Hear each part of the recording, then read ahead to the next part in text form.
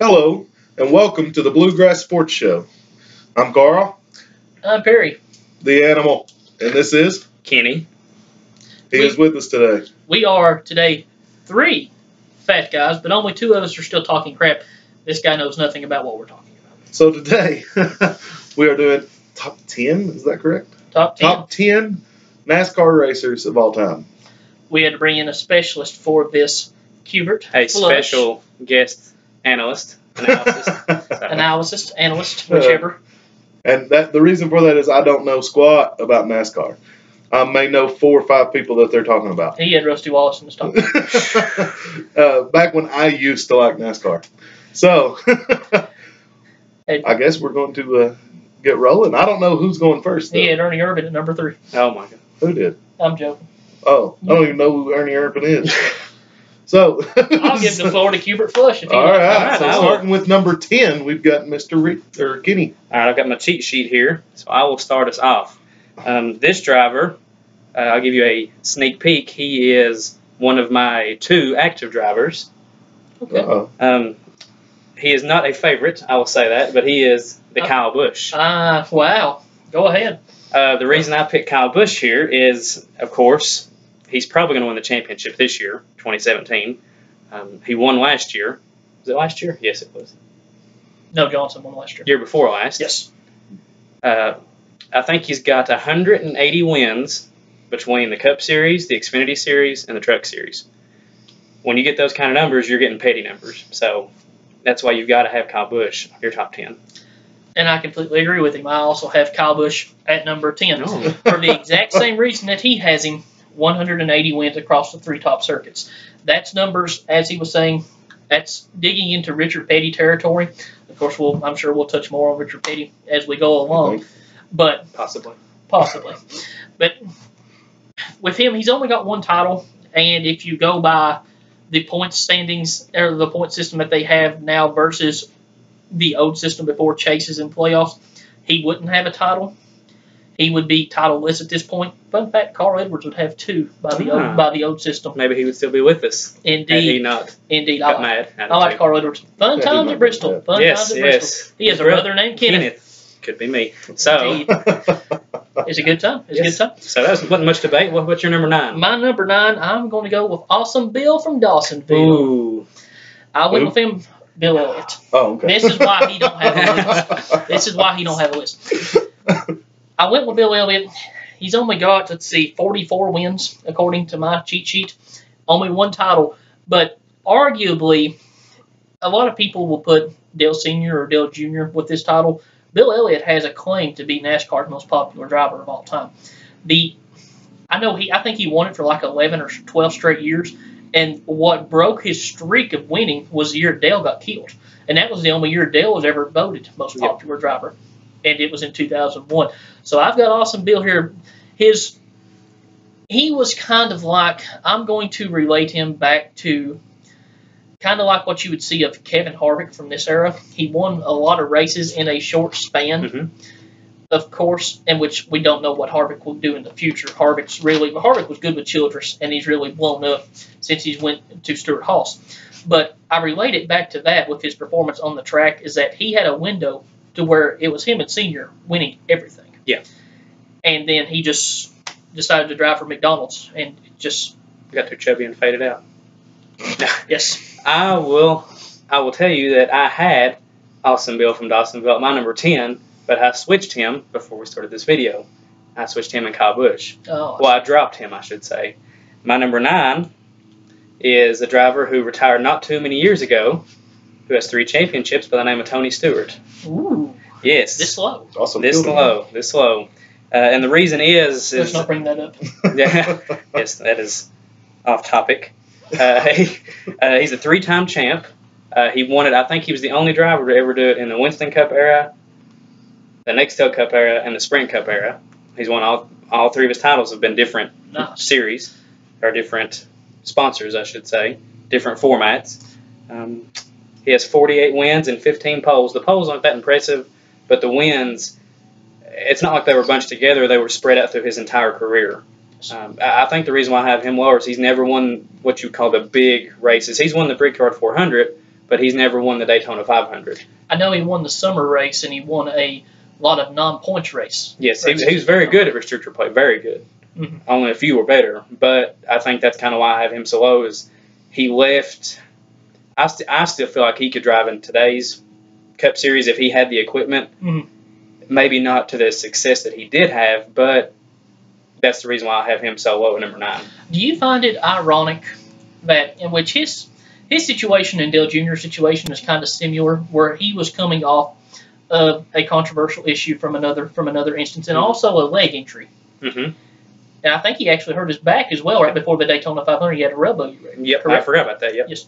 And then Junior this year, he's coming off his concussion last year. And then even going back to Gordon, who made the chase, and Tony made the chase, Junior didn't. But they all three struggled mightily in their last season. Yep, they did. And I think that he was ready to get out when he did. And if he's ready to leave on his own terms, good for him. But I wish he would have stuck around a little bit longer. Tony. Yeah. I like Tony. Now, my number 8 here, also like Tony Stewart. So we are going tick for tack at this point. Mm-hmm. Now, as far as his 3 titles, you go back to which, and it's actually his turn to go on with his number 7 here in just a moment. But I'm going number to go, 8. His number 8. Oh, Yes. your number 8. Yes. I'm sorry. So it is my turn. No, it's my turn. his turn. Yeah, Done 110. 9, 8. Yeah. Okay, so 9 was your. 9 was Tony Stewart. Now it's at my number 8. Well, let me go in and jump ahead. That was my fault. I'm okay. You can do 8-7. My 8 is also Tony, just while we're on topic, and it's pretty close. I thought I may have had him higher, but I've actually got him lower. Just to stay on topic with him, he's this low on my list because, like Kyle Busch, if not for the different chase formats, if you go by the point standings, that the legends of yesteryear, like Petty and Earnhardt, Allison's, the Kowickis, the whoever Yarboroughs, Tony Stewart only has 1 championship, and he was a beneficiary of the chase format. Yep. And we'll touch much more on that later on, I promise. I'm so sorry. Go ahead. My number 8, this is one I guess that's been retired for many years. My first, I guess you'd call him almost a legendary driver, Bobby Allison. Bobby Allison. Yes. I don't have him. He has 85 wins and 59 poles here, according to my cheat sheet. He was the first driver and still holds the record, tied for the record for most consecutive poles at 5. So he was his modern-day version of the Rocket Man. Is Newman who he's tied with? No. Who'd you tied with? We'll get there in a moment. Oh. Yes, Oh. 2C. Also, but he only has 1 title. I think that's also why I have him kind of down that low on my list. 1 title, a lot of wins. I think he's 4 or 5 or 6 on the all-time win list. Mm-hmm. But it was in an era when you really had to drive the car. You know, it wasn't today's with the air conditioning and or as much AC as they can have in today's. Yes. The power steering and all this. It was you go out there, drive your car. If you don't, we don't make it to the next race. So he was forced to bring something extra to the table as far as stepping his skills up. I don't have Bobby Allison on my list, not because I don't think he deserves to be. Mm-hmm. It's just the team that I have, I would take over. Yeah. Simply put. But go ahead with your 7. My 7 is kind of along the lines as Bobby Allison. He got in a fight with his brother Donnie in the Daytona 500. Cale Yarborough. Okay. He was the first, I guess you'd call him his modern-day Jimmy Johnson as far as consecutive titles. Mm-hmm. Was the first driver to ever win 3 titles in a row before Johnson won his 5. 76, 77, 78. He, let's see here, 83 races right along with Allison. 83 races, 68 poles. And he also, found this out, he was a 3-time runner-up to the championship. So he almost could have been a 6-time champion. Those years were just 73 and 4, I think, and then 80. The years sandwiching his championship run. This is kindly off topic, but on the same topic. You were going back to runner-up runs. Do you know how many times juniors went into the chase second in the points? How many? I don't know how many times specifically, but I can think of 3 different times off the top of my head. He did it with DEI once. I think in 04, he was second going into the chase. Mm-hmm. I'm sorry, it was 03. So there was no chase. He just finished second that year to Kansas. He did it the year that he won in 2012, the year he won at Michigan with the Batman car. He did it that year. He went into the chase in second points, and then he did it a couple of years ago. Gordon led into the points, and he was second. Yeah. So I mean, Junior, I wanted so bad to mention him in this video. There's your spot. Yeah. Now, my number 7, this is where I'm going to go with DW. Boogity, boogity, boogity. 84 wins, 3 championships, and he could almost rival Dale Earnhardt for being the most hated driver of the 1980s. Yep. So I got a quick point here. Okay. Can you make sure to say the names so that everybody knows who you're talking about? I said Darrell Waltrip. No, you didn't. Did I say DW? You said Boogie, Boogie, Boogie. I said DW, Boogie, Boogie, Boogie. That should be enough. That should be enough. Well, it's not for me. So anybody know? Okay, Darrell Waltrip. There's a reason why he's standing back here holding a mellow yellow phone. It's no place in this conversation. None. But anyways, I took Darrell here not only just because of his own track success. He's been a face of NASCAR just from a presentation standpoint. I think he went to the booth in 01. I think his first race was the race Dale got killed in. So, and he's been with Fox the entire time period. And here we are 16 years later. And while I know you're not a Darrell Waltrip guy, I'm not overly fond of Darrell Waltrip. He's from Kentucky. Yep. So that places him very high on my list. Owensboro kid, born and raised. Now, my number 6, this is where I'm going with Cale. Okay. Cale Yarborough. Everything he just said, I completely agree with. 3 titles. First guy to win 3 straight titles. 83 wins. Cale Yarborough was a massive influence to modern drivers. Outside of Dale Sr., Dale Jr. has often said that Cale Yarborough is his favorite NASCAR driver of all time. So, with Cale, he also had a guest star role on an episode of Dukes of Hazzard. Fastback. Ah, didn't know that. Yes, indeed. Yes, indeed. He drove a Dodge. So, I'm good with Cale at number 6 here. I'll let you go ahead and go to your number 6. My number 6 is Darrell Waltrip. Darrell Waltrip. So we flip him. Yeah, before this, I had Darrell. I actually had him down at number 8. And the reason I had him at 8 before I switched him to 6 was my own personal preference. I'm just not a Darrell Waltrip fan. But when you statistically look at it, he deserves to be top 5 or 6. Absolutely. 3 championships, 84, 85 wins. Like you said, and I think the reason I have him so high and the reason I dislike him now is his presence in TV. I don't like him as a commentator. I'm sure if I would have been around watching him in his day, I would have loved him. He was a heck of a driver, one of the greatest of his time, right there with Earnhardt. But I just cannot get. I had to place him higher because of what he's done on the track. I wanted to place him lower because of what he's done off the track. I just personally, I don't know what it is. Just not a huge fan of Darrell Waltrip. And he did the touchdown celebration for winning the Daytona 500. Yes. That may be why he's. Who's your number 5? My number 5. This is where the Silver Fox, David Pearson. I have a feeling we're going to be very similar the rest of the way. David Pearson. We've been pretty similar the whole way. He was right there with Petty in Petty's time in the late 60s, I guess, and up to the 70s.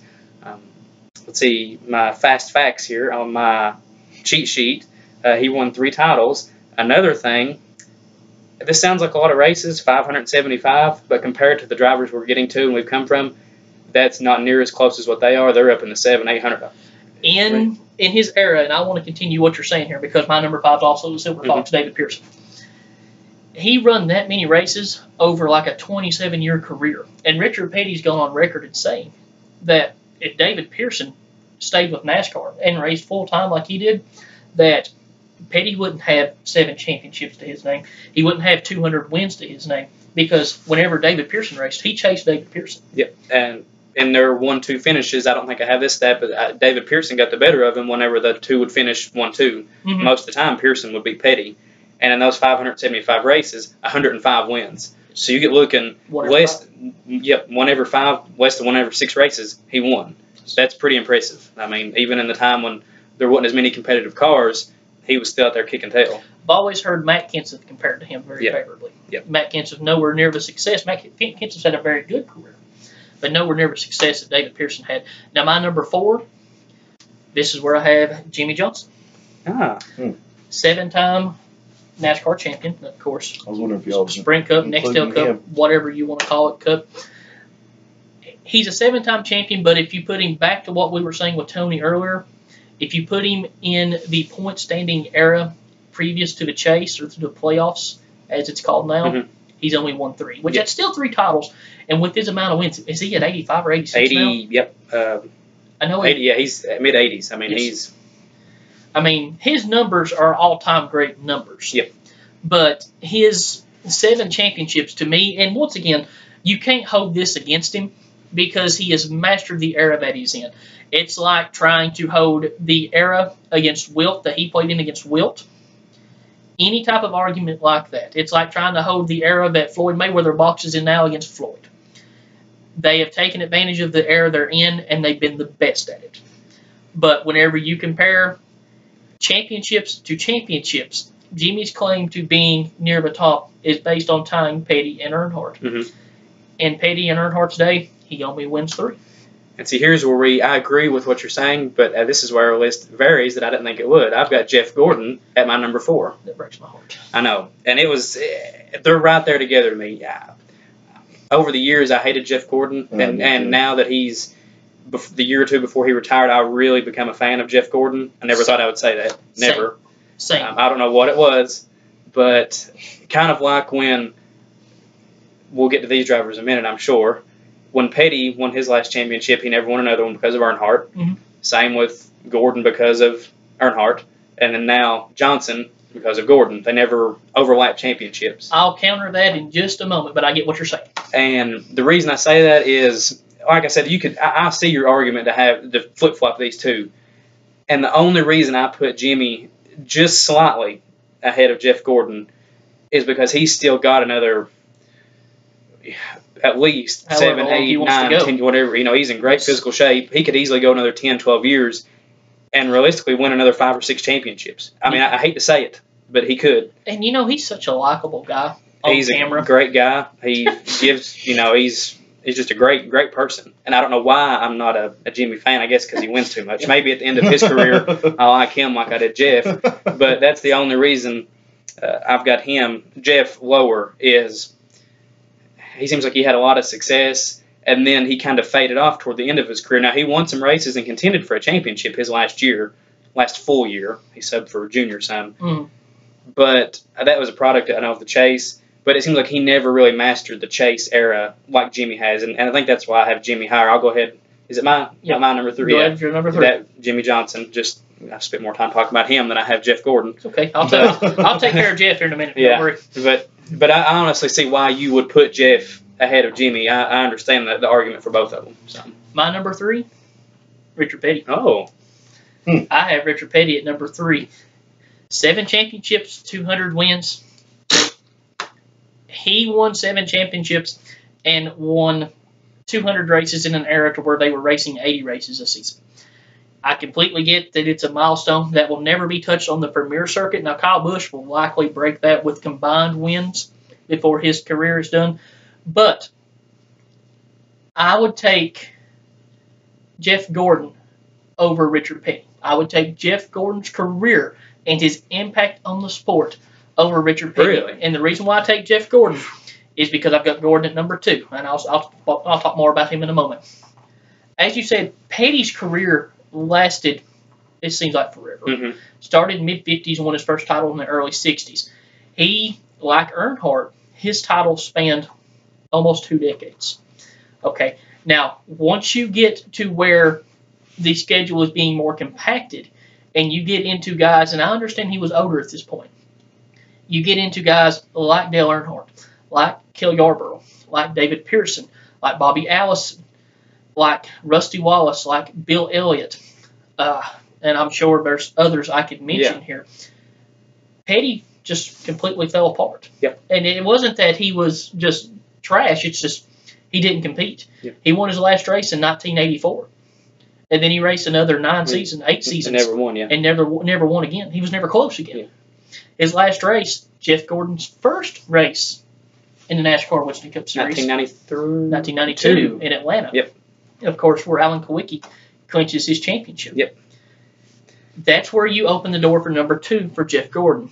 Jeff Gordon, and back to what you were saying about Jimmy Johnson, if Gordon's career panned out and they remained with the same point system that they had for the first half of Jeff's career, or the first third, I guess, as it would be just the way times played out, Jeff Gordon would have 7 championships. He would have tied Dale and Richard to where Jimmy would only have 3. Yep. Because while on the surface, Jimmy has been phenomenal during that era, pre-chase portion of the schedule, I understand the chase is there to determine a champion, and kudos to Jimmy. Jimmy has treated the first half of the schedule his entire career as mastering and practice to what he needs to do. A test session for the chase. Exactly. Jeff was better. Yeah. And to me, Jeff did it in an era to where NASCAR hit its peak in popularity. Now, you can argue that the 80s was its peak. I will argue that the 90s was its peak. Because 90s had much more access for people to see it like you're seeing us through a television screen or through a telephone screen more now. But for its appeal to the common folk at home and to the appeal to the common folk going to races, NASCAR was never bigger than what it was during the 90s. Mm-hmm. And Jeff Gordon dethroned Dale Earnhardt. Yep. And Gordon, from 1995 to 2001, that 6-year run, now you can give Jimmy his 5 titles in a row span all you want to, and I understand that. Gordon, from 1995 to 2001, is the most dominant era in the history of NASCAR. That was your number 2. That's my number 2. At number 2, I have Richard Petty. Okay. And I'll counter your argument with kind of what I was saying about Bobby and Cale earlier. His stats, as far as premier wins, like you said, are never going to be touched. No one's ever going to come close to that. No one will probably come close to Pearson. Jimmy probably stands the best chance to get over 100 wins. I agree. But no one will ever get near the 200 again. And I guess it was in an era when the cars were, you would go to the manufacturer, he would go to Plymouth or Dodge and buy the car off the showroom floor, bring it back, bolt a little bit of a roll cage in it, and drive it. And it was nothing like today's where they would have 1,000,001 adjustments on it. Oh, the car is a little bit loose, I can't drive it. If you didn't drive it, you wrecked. You were done. You didn't compete. And so he had to be much more of a wheelman in the 60s and 70s when he had maybe, no, later in his career, maybe he had more people on his team. But starting out, he probably didn't have 30 people on his team, if that. And they were a big organization. Captain's pit crew, him, his family. And so that was a time when you had to really get up and wheel the car. And that's why I have him number 2. And I guess some of the historical, whenever you think of NASCAR, you think of Earnhardt and Petty. Mm-hmm. Eventually people will say, and they're starting to say Gordon and Johnson. But it's always been Earnhardt and Petty. And I think that's the reason why I have to give him props for what he's done in his career. Absolutely. I know a lot of their races, they ran on dirt. And they would run 4 races in 2 weeks, 5 races in 2 weeks. And he would be the only car that was remotely fast that would go, and he would just blow everyone's doors off. Mm-hmm. But then you get looking at, he's won, 7 Daytona 500s. That's true. So, I mean, that's a lot of, Jeff won 4, right? 4, yep. Okay. So that's why I have him at number 2. And, of course, I guess we'll go ahead to number 1. I'm sure we've got the same in Dale Earnhardt Sr. I have Jimmy Spencer. You don't have Jimmy Spencer? Oh, my God. Okay, go ahead. This would be funnier if you knew who Jimmy Spencer was. Yeah. I don't have no freaking clue who he is. I mean, his But I do want to make a point. Okay. Point is, if I would have done a top 5, because originally I thought I was going to do a list too, and their top 4 were in my list, so I know a little bit. Just not a whole lot.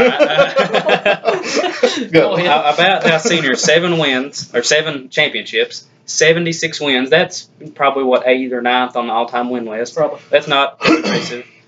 He had 676 races. Of those, 428 were top 10s, and 281 were top 5s. So you get looking, probably around 40 to 45% of his races, he finished almost in the top 5. I would say closer to 40%. That's impressive. Now, there may be some like David Pearson with maybe slightly better numbers, but as far as changing the sport, you talked about Gordon changing it. The first one, I think, to really change it was Dale Earnhardt. Absolutely. He's the one who really, when they really started broadcasting it on TV, and I think their first full race was the 79 when they had the fight at Daytona between the Yarborough and Allison. He was a rookie. He was a rookie, and that's when NASCAR really took off. And he was there to, the intimidator. No one liked him at first. He'd push you out of the way. He'd bump you. That's what was he the first one to really do that? He was the first one to really take advantage of learning how the cars manipulated each other. Yes. He would get up, and, of course, he'd wreck you in a heartbeat. Yeah. But he was also the first one to manipulate the draft, figure out exactly how it worked. And that's why he was just the master of the plate tracks. Of course. And I completely agree. I have Dale Sr. I was joking about Jimmy Spencer. Jimmy Spencer is not one of the top 100 drivers of all time, much less in the top 10. Now, unless you're talking about drivers that the worst drivers. All-time Darlington stripes. Jimmy Johnson might be top 10. But Jimmy Spencer. Sorry, Jimmy Spencer. Sorry. Sorry. You're learning. Good job. Anyways, with Dale Sr., each of our personal favorites of all time. As a matter of fact, our friendship started 20 years ago over Dale Earnhardt Sr. Yes. Yes. Okay. Now, he touched on everything you need to know. His top 5s, his top 10, 7 titles, 76 wins. What he did not touch on was forever, especially in the 90s up until he died. He was the face of the sport. And he was a cultural icon. In the video that you all recently seen where we discuss our top 10 comebacks of all time, if you haven't seen it, go check it out. Anyways, he was the PR face of NASCAR by the time that he was killed. NASCAR was what it was then because of Dale Earnhardt. And, of course, his battles with Jeff Gordon. But Jeff Gordon wasn't who NASCAR sent to sell product. And those were iconic. Yes. Those battles. Yeah. Yes. They sent Dale Earnhardt Sr. The legacy that Sr. has given you, he's given you the most entertaining NASCAR driver of all time to watch, just simply in race to watch. He's touched on his own track stuff. You've already heard all that. What I'm going to give you is his legacy. He's given you Dale Earnhardt Jr., arguably the most popular driver in the history of the sport. Yeah. Okay. Now, Jr. not had his daddy's success. He's not his daddy, and people need to realize that. But still, DEI, Dale Earnhardt Incorporated, for a span was probably the 3rd or 4th best team in NASCAR. Of course, Junior had a lot of success. Even if you can get Steve Park to win, yes, you've had a good team. Absolutely. And they've got Steve Park to win. So absolutely. To this day, Dale Earnhardt Sr., and we are 16 years past the date of his death. To this day, if you go to a NASCAR race or if you watch it on TV, you still see this in the crowd. And it's not for Austin Dillon. No. Austin Dillon may have a great career somewhere down the road. I don't think so, but maybe. That is still relevant. 16 years after There's he more died. people with Earnhardt gear and Earnhardt flags at their campers than there is any other driver. Absolutely. Absolutely. We talked about how Jeff Gordon dethroned Dale Earnhardt. Dale Earnhardt dethroned the king. Yep. And that's where I'm going to leave off with Senior. Jeff, had he won his 7 titles, I think he would be at the top of this list. For me. Yeah. For me. I understand that he's not on yours. Yeah. And I, like you, hated Jeff Gordon. Hated him with a passion. By the same token, people hated Dale Earnhardt until Jeff Gordon. And I think a lot of it, I'll finish with this for my closing statement. I think a lot of the reason why maybe the NASCAR doesn't have the success as it does today as it did back then, people are wanting that Earnhardt style of racing, but with today's social media and the drivers can, instead of talking about it after the race, they'll take to Twitter, to Facebook, to Periscope, and bash each other for bumping them out of the way for the win. When in the day, they'd go settle in the pits and be done with it. If you didn't like it, get over it. My favorite story ever, and Jeff Gordon actually told this story. I know he's heard this, but I don't think you have. Probably not. They were practicing for an IROC race back in the mid-90s. And what IROC was, it was the International Race of Champions. The best drivers from Indy, the best drivers from NASCAR, and a few other, of course, formulated speed sports. They would come together and they would race 4 races a year. And, of course, the highest point gainer at that would be the International Race of Champions champion. Sure. They were practicing, I believe, in Atlanta for a race in IROC. And Jeff Gordon, they come up off turn 2, and he was below Ken Schrader. Ken Schrader's on the outside. And Dale Sr. pulled down below him and made it 3 wide going down the backstretch. Jeff Gordon says he looks over and he sees Ken Schrader's white-knuckled over on his right-hand side.